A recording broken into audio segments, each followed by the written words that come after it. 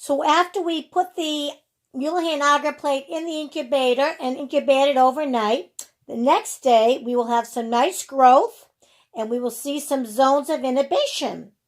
So what we do is we're going to measure, and you need to know this, the diameter. That is from left to right across where the disc is. It's not measuring the circumference. It's not measuring the radius. It's measuring the diameter, and it's measured in millimeters. So if you look at the ruler that's on the zone of inhibition of this antibiotic, you see in big the centimeters. The centimeters are the big 1 and the 2.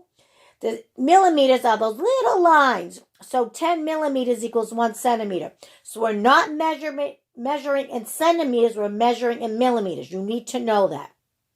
So you're going to go from left to right to measure the diameter, and you would write down the millimeters on your chart, how big it is. Now, the disc itself is 6 millimeters. You're seeing when you're measuring the diameter, you're at the zone, the disc size is in the middle. So 6 millimeters is the disc size. So that's part of it. So what that means is if there's no zone of inhibition and the bacteria is growing right up to it, you never say 0, you're going to say 6 because the disc is there and you're measuring the disc. So if it grows right up to the disc, you don't say 0 millimeters, it's 6. The lowest you can say is 6.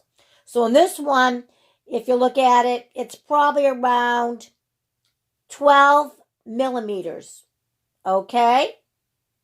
So what you would then do is after you write all your measurements in millimeters on your chart, you then will look at a measurement standard chart that gives you what each zone size in millimeters equals: sensitive, intermediate, or resistant.